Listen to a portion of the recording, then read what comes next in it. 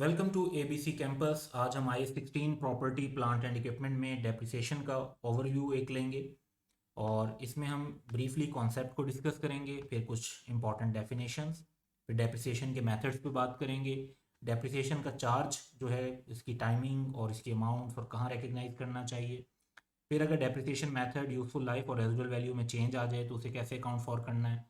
Accounting entry, laser और financial statement के steps पर बात करेंगे और कुछ कैलकुलेशन की टिप्स पर बात करेंगे।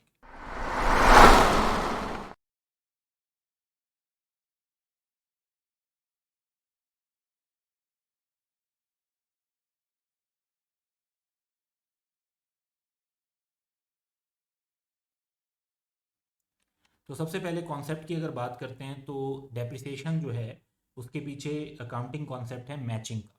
तो डेप्रिसिएशन को एक्सपेंस बनाया जाता है cost of non current asset के साथ मैच करते हैं, ताकि जो एक नॉन करंट एसेट से हमें बेनिफिट आ रहा है उसकी ऑनरशिप से, उसके कंट्रोल से, लेट से ओवर 10 ईयर्स हमें बेनिफिट मिलेगा उस इस्तेमाल करके। एक प्लांट हमने खरीदा, उससे 10 ईयर्स प्रोडक्शन करेंगे, 10 ईयर्स उससे रेवेन्यू क्रिएट होगा। तो उस रेवेन्यू के अगेंस्ट जो उस प्लांट की कॉस्ट है, किसी एक साल में एक्सपेंस नहीं बनानी चाहिए, बल्कि ओवर 10 ईयर्स उसको एक्सपेंस बनाना चाहिए, ताकि 10 ईयर्स के रेवेन्यू के अगेंस्ट 10 ईयर्स का जो एक्सपेंस रिकॉर्ड हो और मैचिंग कॉन्सेप्ट के मुताबिक हम एक प्रॉपर प्रॉफिट या लॉस कैलकुलेट कर सकें। तो डेप्रिसिएशन कैलकुलेट होती है फुल कॉस्ट, क्योंकि हमने अल्टीमेटली तो देखें जितने भी नॉन करंट एसेट हैं उनको हमने एक्सपेंस के तौर पे रिकॉर्ड कर ही लेना होता है ओवर देयर यूजफुल लाइफ। तो जो रेजिडुअल वैल्यू बच जाती है उसके अलावा बाकी सारी अमाउंट को हम डेप्रिसिएशन एक्सपेंस के तौर पे रिकॉर्ड कर रहे होते हैं। तो in effect cost of asset जो है उसको हम आहिस्ता आहिस्ता एसेट से ट्रांसफ़र कर रहे होते हैं एक्सपेंस के तौर पे, और स्टेटमेंट ऑफ फाइनेंशियल पोजीशन में उसकी वैल्यू कम होती जाती है और स्टेटमेंट ऑफ प्रॉफिट और लॉस में एक्सपेंस रिकॉर्ड होता जाता है। और ये अक्सर कई साल तक होता है, बाजू का जो बिल्डिंग वगैरह हैं उनकी तो 50 साल 60 साल तक की लाइफ भी हो सकती है। यहाँ पर एक कॉन्सेप्ट बहुत इंपॉर्टेंट है कि डेप्रिसिएशन के बारे में आपने ये ध्यान में रखना है कि डेप्रिसिएशन एसेट की वैल्यू के डिक्रीज का नाम नहीं है। डेप्रिसिएशन जो है वो systematic allocation of depreciable amount है, यानी मैचिंग कॉन्सेप्ट के लिए ओवर द पीरियड एक अमाउंट की एलोकेशन है। ज़रूरी नहीं कि अगर आप 10,000 की डेप्रिसिएशन चार्ज कर रहे हैं तो इसका मतलब ये है कि एसेट की वैल्यू में 10,000 की कमी हो गई है। एसेट की वैल्यू में कमी का जो कॉन्सेप्ट है वो इम्पेयरमेंट कहलाता है, और उसके लिए हम आई 36 का स्टैंडर्ड कवर करेंगे। अब यहाँ पर कुछ पॉइंट्स और इम्पॉर्टेंट हैं कि बाज़ कुछ एसेट्स ऐसे होते हैं जिनके सिग्निफिकेंट पार्ट्स होते हैं। जैसे एक एयरक्राफ्ट है तो उसका इंजन डिफरेंट है, उसका इंटीरियर अलग है, उसका एयर फ्रेम अलग है। तो हर पार्ट जो सिग्निफिकेंट होता है उसकी डेप्रिसिएशन सेपरेट चार्ज होनी चाहिए। फॉर एग्जांपल एक एयरक्राफ्ट में इंजन और एयर फ्रेम जो है उसकी जो डेप्रिसिएशन है वो अलग अलग चार्ज करना अप्रोप्रिएट हो सकता है। और ये अलग अलग चार्ज करना इसलिए इंपॉर्टेंट है क्योंकि इंजन की लाइफ बाज़ आर्थ में होती है, एयर फ्रेम की लाइफ डिफरेंट होती है, जैसे 10 साल 15 साल। और इंटीरियर जैसे एयरलाइनर होते हैं तो उसमें लाइफ कम होती है, जैसे 3 4 या 5 साल तक। तो आप अगर पूरे ही प्लेन को 25 ईयर्स या 15 ईयर्स पर डेप्रिशिएट कर देंगे तो वो अप्रोप्रिएट नहीं होगा। इसी तरह पूरे एरोप्लेन को अगर आप 5 ईयर्स पर डेप्रिशिएट करेंगे तो वो भी अप्रोप्रिएट नहीं होगा, क्योंकि उसमें से एक सिग्निफिकेंट पार्ट ऐसा है जिसकी लाइफ डिफरेंट है। तो लैंड और बिल्डिंग में खास तौर पे इस बात का ख्याल रखना है कि लैंड बिल्डिंग बाजूकात कंबाइन भी दिए होते हैं, आप कंबाइन प्रेजेंट तो कर सकते हैं, लेकिन ये आई 16 में मेंशन है कि ये सेपरेबल एसेट्स हैं, इनको सेपरेटली अकाउंट फॉर करना चाहिए। और इवन जब आपने लैंड और बिल्डिंग को इकट्ठे खरीदा है तब भी आपने लैंड और बिल्डिंग को अलग अलग कंसीडर करना है। और इसके पीछे लॉजिक ये है कि लैंड जो है वो फ्री होल्ड होती है मोस्टली, तो उसकी डेप्रिसिएशन चार्ज नहीं होनी होती, जबकि बिल्डिंग की डेप्रिसिएशन चार्ज होनी होती है, उसकी एक लिमिटेड यूजफुल लाइफ होती है।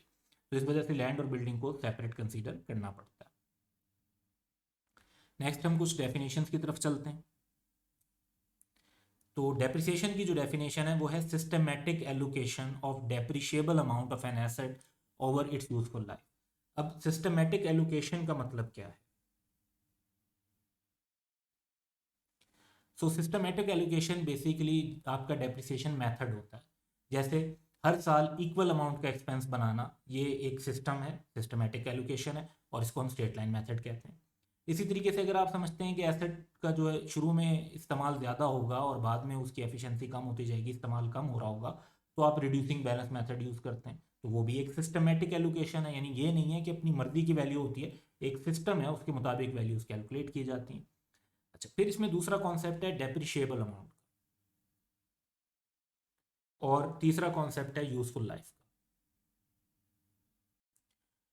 तो इनफैक्ट हम एसेट की पूरी कॉस्ट को डेप्रिशिएट नहीं कर रहे होते, क्योंकि जो उसमें से बाकी बच जाना है यानी रेजिडुअल वैल्यू, वो तो बाकी बच जाएगा, उसको तो एक्सपेंस नहीं बनना चाहिए।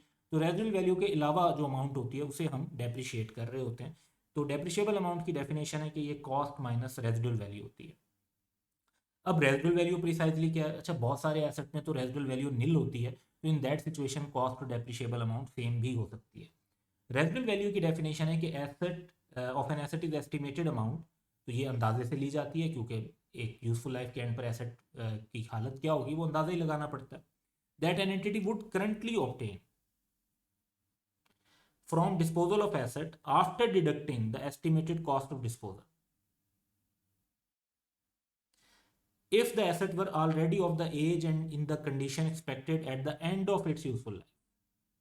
इस डेफिनेशन में 3 पॉइंट्स इंपॉर्टेंट हैं। जो आपने रेट और प्राइसेस यूज करनी है वो आज वाली करनी है, लेकिन एसेट की हालत वो एस्टिमेट करनी है जो उसकी यूजफुल लाइफ के एंड पर होगी। और रेजिडुअल वैल्यू का मतलब है कि स्क्रैप वैल्यू, जितने की चीज़ आपकी सेल होगी उसमें से लेस कर देना अपने डिस्पोजल कॉस्ट। जैसे सेल करते हुए कोई कमीशन वगैरह देना पड़ेगा तो वो नेट कर दें, तो after deducting the estimated cost of disposal. तो ये इस डेफिनेशन में 3 कंसीडरेबल पॉइंट हैं जिन्हें ध्यान में रखना है। फिर हम बात करते हैं यूजफुल लाइफ की। तो यूजफुल लाइफ ईयर्स में भी होती है, जैसे period over which an asset is expected to be available for use by an entity. जैसे आप कहते हैं कि 5 साल, 8 साल, 10 साल। और बाज़ यूजफुल लाइफ जो है वो हो सकता है टाइम बेस्ड ना हो, वो किसी और यूनिट्स में हो। जैसे नंबर ऑफ प्रोडक्शन यूनिट, कि जी 10,000 यूनिट्स या 10,000 आवर्स, तो इस तरीके से भी हो सकती है। या जी इसकी प्रोसेसिंग कैपेसिटी जो है वो है 50,000 किलोमीटर, तो इस तरीके से कुछ और यूनिट भी हो सकते हैं। यहाँ पे एक कॉन्सेप्ट समझना जरूरी है कि यूजफुल लाइफ और इकोनॉमिक लाइफ में फ़र्क होता है। एक एसेट अपनी पूरी लाइफ में मुख्तलिफ लोग मिलकर उसे जो यूज़ करते हैं वो इकोनॉमिक लाइफ होती है। एक एंटिटी उसको कितना यूज़ करना चाहती है, इंटेंशन क्या है उसकी यूज़ करने की, वो यूजफुल लाइफ है। सेम एसेट की यूजफुल लाइफ डिफरेंट हो सकती है डिफरेंट कंपनीज के अंदर। एक ट्रांसपोर्ट कंपनी जो है वो एक व्हीकल खरीदती है और उनका इरादा ये है कि इसको 15 साल इस्तेमाल करके फिर सेल करेंगे। एक जो होटल है वो अपने कस्टमर्स के लिए एक लेते हैं ताकि एयरपोर्ट से पिक एंड ड्रॉप उनको ऑफर कर सकें। वो कहते हैं जी हमें तो हर वक्त नई गाड़ी रखनी होती है, हम 3 साल के बाद गाड़ी रिप्लेस कर देंगे। तो उनके लिए यूजफुल लाइफ 3 ईयर्स है। एक कॉलेज जो है वो अपने स्टाफ के लिए पिक एंड ड्रॉप के लिए लेता है एक गाड़ी, तो वो लेट से उनकी इंटेंशन है कि जी 6 ईयर्स यूज़ करेंगे, उसके बाद सेल कर देंगे। 6 ईयर्स तक वो यूज़ करना चाह रहे हैं, उसके बाद वो समझते हैं कि क्योंकि मेंटेनेंस ज़्यादा हो जाएगी तो प्रॉब्लम आएगा उनके लिए, तो वो कहते हैं कि जी हम उस चक्कर में नहीं पड़ना चाहते, हम 6 ईयर्स के।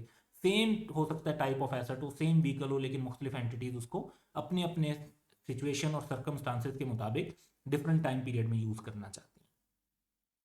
एक्यूमुलेटेड डेप्रिसिएशन का कॉन्सेप्ट ये है कि जितनी डेप्रिसिएशन एक नॉन करंट एसेट पर अब तक टोटल चार्ज हो चुकी होती है उसे एक्यूमुलेटेड डेप्रिसिएशन कहते हैं। जब एसेट की कैरिंग अमाउंट की बात होती है तो वो कॉस्ट माइनस एक्यूमुलेटेड डेप्रिसिएशन से कैलकुलेट होती है। इसे नेट बुक वैल्यू या रिटर्न डाउन वैल्यू भी कहते हैं। और इस अमाउंट पे यानी कैरिंग अमाउंट पे या नेट बुक वैल्यू पे या रिटर्न डाउन वैल्यू पे एक एसेट को स्टेटमेंट ऑफ फाइनेंशियल पोजीशन के अंदर प्रेजेंट किया जाता है। डेप्रिसिएशन मेथड्स की बात करें तो बहुत सारे डेप्रिसिएशन मेथड्स हैं, लेकिन जो 3 डेप्रिसिएशन मेथड स्टैंडर्ड में स्पेसिफिकली मेंशन है वो हैं स्ट्रेट लाइन, रिड्यूसिंग बैलेंस और सम ऑफ यूनिट मेथड। इसके अलावा सम ऑफ डिजिट मेथड भी काफ़ी पॉपुलर है। अच्छा, ये मेथड यहाँ पर हम इसकी डिटेल में नहीं जा रहे क्योंकि आप लोगों ने एक्सपेक्टेड है कि इसके डेप्रिसिएशन को कैलकुलेट किया हुआ होगा। तो अगर आपको रेट कैलकुलेट करना पड़े तो उसका फार्मूला भी यहाँ पर गिवन है कि कॉस्ट माइनस, जैसे स्ट्रेट लाइन मेथड की बात करते हैं जिसमें हर साल same amount of depreciation charge होती है। अच्छा, इसे स्ट्रेट लाइन क्यों कहते हैं? क्योंकि अगर आप इसका ग्राफ बनाएं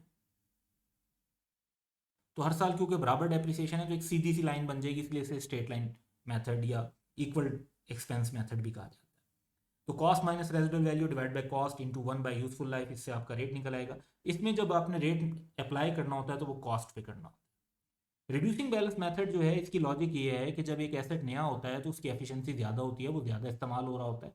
आहिस्ता आहिस्ता खास तौर पे प्लांट एंड मशीनरी की बात करें तो वो पुराने होते जाते हैं, तो उनकी एफिशिएंसी, उनका यूजेज, उनसे हासिल होने वाला रेवेन्यू रिड्यूस होता जाता है। इसलिए शुरू के सालों में ज़्यादा डेप्रिसिएशन और बाद के सालों में कम डेप्रिसिएशन एक्सपेंस रिकॉर्ड होना चाहिए। इस कॉन्सेप्ट की बेस पे रिड्यूसिंग बैलेंस मेथड वर्क करता है। इसमें रेट कैलकुलेट करने का फार्मूला है, मोस्टली रेट गिवन होता है, तो आपने जब रेट लगाना है तो वो नेट बुक वैल्यू पे लगाना है, कॉस्ट पे नहीं लगाना। फिर सम ऑफ यूनिट मेथड है, इसे यूजेज मेथड भी कहते हैं। इस मेथड में जितना एसेट यूज होगा उतनी ही डेप्रिसिएशन चार्ज होगी। इस मेथड में इवन पॉसिबल हो सकता है कि जीरो डेप्रिसिएशन हो, क्योंकि अगर एसेट यूज नहीं होगा तो उसकी डेप्रिसिएशन भी चार्ज नहीं होगी। तो इसमें बेसिकली पर यूनिट रेट निकाल लिया जाता है, cost minus residual value divide by useful life. इस तरीके से स्ट्रेट लाइन मेथड की डेप्रिसिएशन भी वैसे तो कैलकुलेट हो सकती है, यूनिट के बजाय अगर ईयर्स ले लें तो उसकी निकल आएगी, यूनिट्स ले लेंगे तो पर यूनिट आ जाएगी। तो यूनिट्स को रेट से मल्टीप्लाई कर दें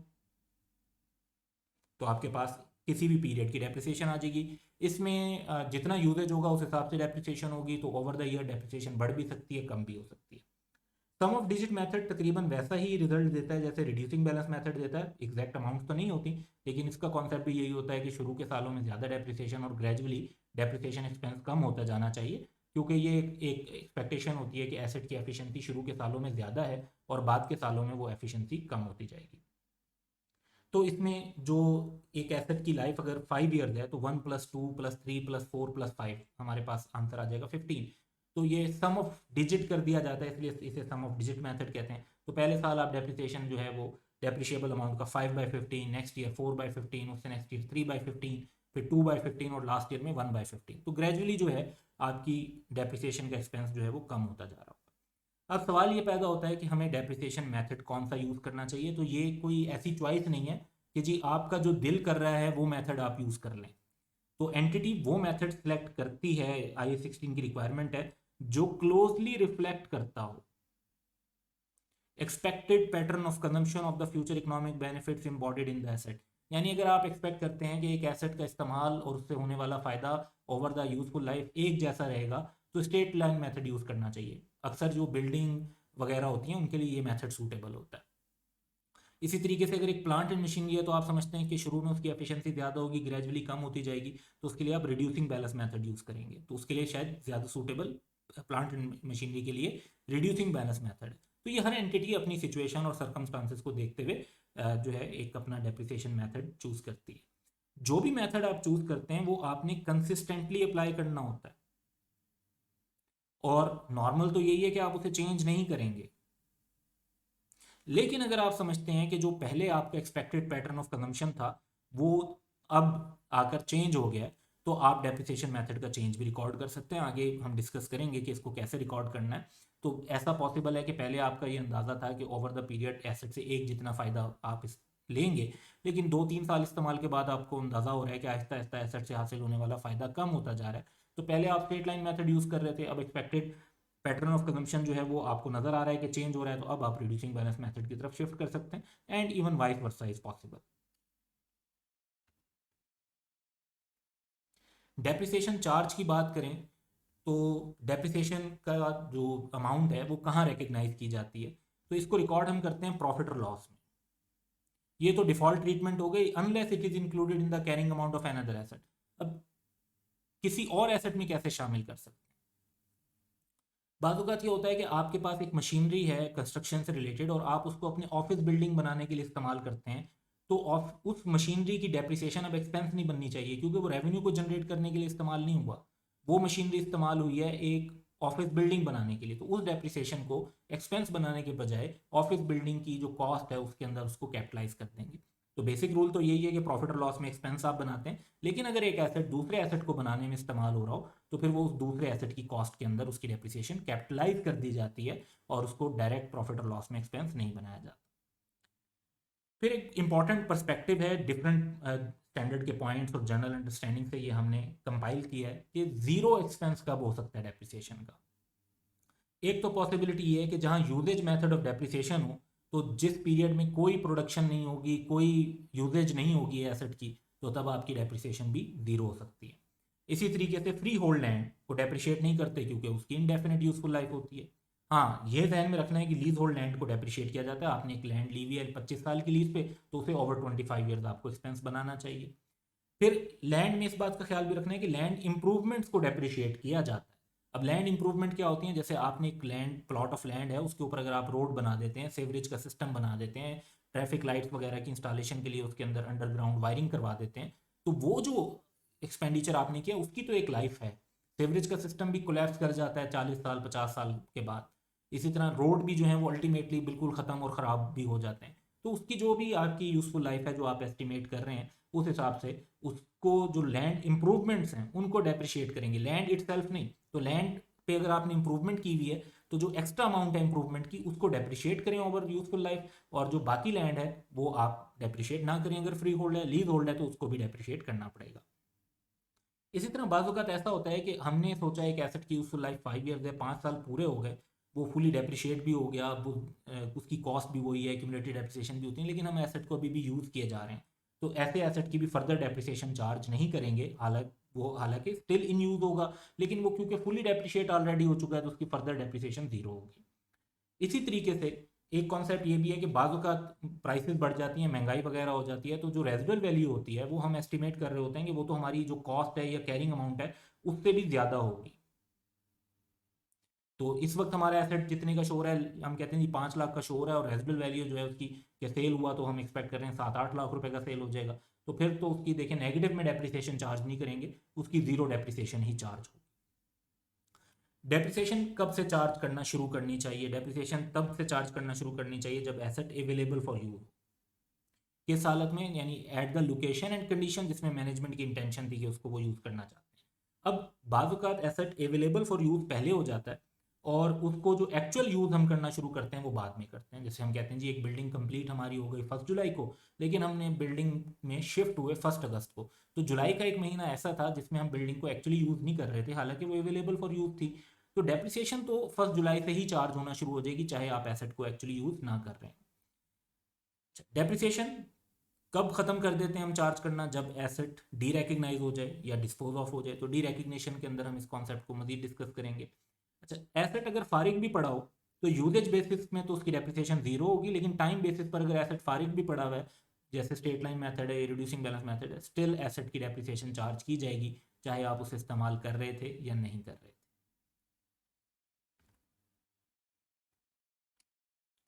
चेंज इन डेप्रिसिएशन मेथड।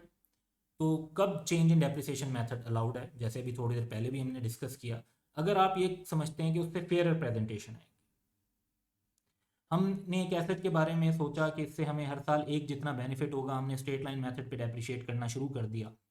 2-3 साल इस्तेमाल करने के बाद हमारे सामने जो डाटा है उसमें नज़र आ रहा है कि आहिस्ता आहिस्ता एसेट की परफॉर्मेंस कम होती जा रही है, और ये फेयर नहीं है कि उस पर स्ट्रेट लाइन मेथड यूज़ किया जाए। उसके लिए ज़्यादा बेहतर ये होगा कि हम रिड्यूसिंग बैलेंस मेथड या सम ऑफ डिजिट मेथड यूज़ करें। तो अब हम डेप्रिसिएशन मेथड चेंज कर सकते हैं क्योंकि सिचुएशंस डिफरेंट आ गई हैं, हमारा जो एक्सपेक्टेड पैटर्न ऑफ कंजम्पशन है वो डिफरेंट आ रहा है, तो हमें उसके मुताबिक उस हिसाब से मेथड को यूज़ करना चाहिए। तो सिर्फ जस्ट ये कि हम बोर हो रहे हैं और एक मेथड अरसे से चल रहा है उसको चेंज करना चाहते हैं, ये लॉजिक नहीं हो सकती। ये जो डेप्रिसिएशन मेथड है, इसे आप जब चेंज करेंगे तो ये change in accounting estimate consider होगा, क्योंकि ये हमारा अंदाजा ही होता है कि कौन सा डेप्रिसिएशन मेथड है। हमारा अंदाजा होता है कि एसेट से एक जैसा बेनिफिट हासिल होगा, हमारा अंदाजा होता है, एस्टिमेट होता है कि एसेट से ओवर द लाइफ उसका जो है बेनिफिट है वो कम होता जाएगा। तो जो भी हम मेथड यूज़ कर रहे होते हैं वो हमारा एक एस्टिमेट के ऊपर ही बेस कर रहा होता है। तो ये चेंज इन पॉलिसी नहीं है, ये चेंज इन एस्टिमेट है। अब ट्रीटमेंट क्या है? जब भी कोई ऐसा क्वेश्चन आए जिसमें आपको डेप्रिसिएशन मेथड के चेंज को अकाउंट फॉर करना पड़ रहा हो, तो उसमें आपने ये करना है कि जो उसकी रिमेनिंग कैरिंग अमाउंट है उसको राइट ऑफ करें, यानी डेप्रिसिएशन एक्सपेंस बनाएं over the remaining useful life. Remaining carrying amount, remaining useful life commencing from the start of period in which the change is made, यानी जिस साल में आप चेंज करें उस साल से के स्टार्ट से चेंज करें। तो एस्टिमेट का चेंज ये नहीं होता कि जी आप साल के एंड पर सोच रहे हैं तो फिर साल के एंड से ही करें। जब आपको पता चल गया है कि एक ऐसा डिफरेंट वे में यूज़ हो रहा है तो साल के शुरू से ही आप वो वैल्यूज़ की काउंटिंग शुरू कर देते हैं। अलबत्ता प्रीवियस ईयर्स की डेप्रिसिएशन को चेंज करने की ज़रूरत नहीं होती।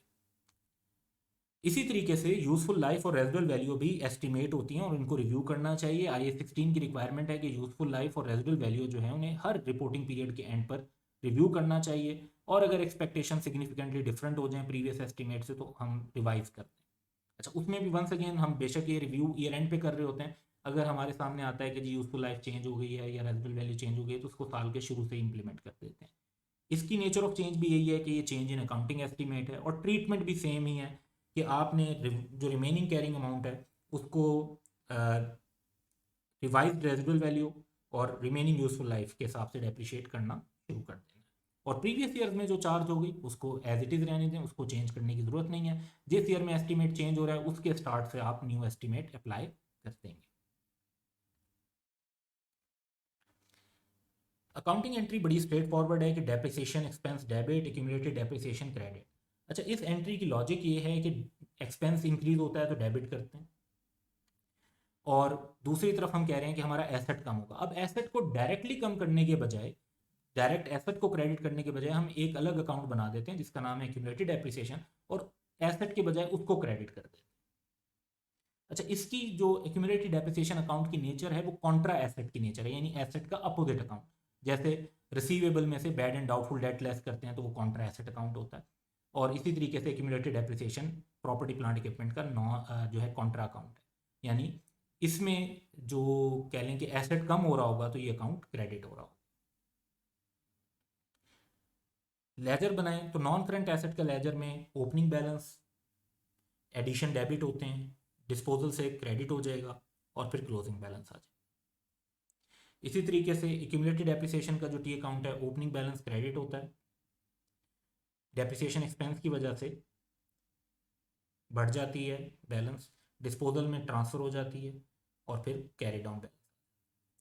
और डेप्रिसिएशन एक्सपेंस जो है इटसेल्फ वो डेप्रिसिएशन एक्सपेंस डेबिट होता है एक्यूमुलेटेड डेप्रिसिएशन की वजह से। अगर एंट्री वाइज देखें तो देखें डेप्रिसिएशन एक्सपेंस डेबिट और एक्यूमुलेटेड डेप्रिसिएशन क्रेडिट, तो ये इम्पैक्ट है। प्रॉफिट और लॉस में फिर हम इसको शो करते हैं तो डेप्रिसिएशन भी शो होती है, गेन और लॉस ऑन डिस्पोजल भी शो होता है। इसी तरीके से स्टेटमेंट ऑफ फाइनेंशियल पोजीशन में asset net of accumulated depreciation show होता है कैरिंग अमाउंट पे, यानी नेट बुक वैल्यू पर। और ये फिगर्स हमें जो रेलिवेंट लेजर अकाउंट से भी मिल जाती हैं। लाइक डेप्रिसिएशन अकाउंट से वो अमाउंट मिल जाएगी जो प्रॉफिट और लॉस में गई, एसेट अकाउंट का जो क्लोजिंग बैलेंस है, और एक्यूमुलेटेड डेप्रिसिएशन का जो क्लोजिंग बैलेंस है वो बेसिकली इन एक्सट्रैक्ट्स के अंदर रिफ्लेक्ट हो रहा होता है। अब डेप्रिसिएशन की कैलकुलेशन बाजू का आसान क्वेश्चन होते हैं तो फिर तो कोई मसला नहीं होता, हम बड़े आराम से कैलकुलेट कर लेते हैं। लेकिन ऐसा क्वेश्चन जिसमें बहुत सारे डिस्पोजल हों, एडिशंस हों, और फिर जो है रिड्यूसिंग बैलेंस मेथड भी हो, तो वहाँ पे कैसे कैलकुलेशन करें। तो ये एक क्वेश्चन है अल्फ़ा एंटरप्राइजेस का, इसको आप वैसे भी ट्राई करें, अच्छा क्वेश्चन है डेप्रिसिएशन की अंडरस्टैंडिंग के लिए, और अदरवाइज भी आप इसको देख सकते हैं। तो इसमें बेसिकली आपने जो करना होता है, सबसे पहले आप ओपनिंग एसेट्स लेते हैं, उसमें से जो डिस्पोज ऑफ हुए हैं उनको अलग कर देते हैं, और टोटल में से डिस्पोज ऑफ वालों को अलग कर देंगे तो बाकी आपको रिमेनिंग पता चले। तो एक तो ओपनिंग एसेट्स में से आपने डिस्पोज को अलग कर देना है और अदर को अलग कर देना है, फिर एडिशन सेपरेट ले लेना। बेसिकली आप 3 कैटेगरीज बना रहे हैं।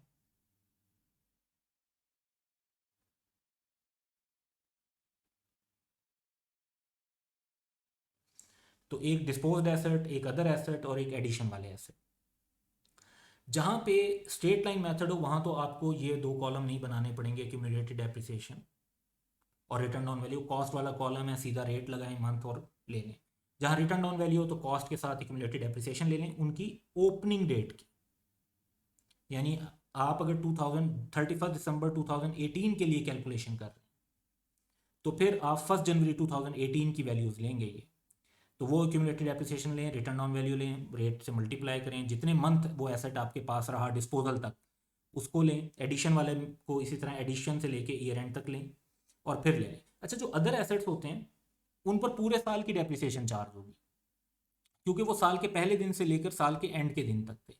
अब सारी लॉजिक ही क्या है कि डिस्पोज्ड एसेट, एडिशन वाले एसेट और अदर एसेट्स को अलग अलग क्यों कर रहे हैं? अलग अलग सिर्फ इस वजह से कर रहे हैं क्योंकि इनका टाइम पीरियड डिफरेंट है,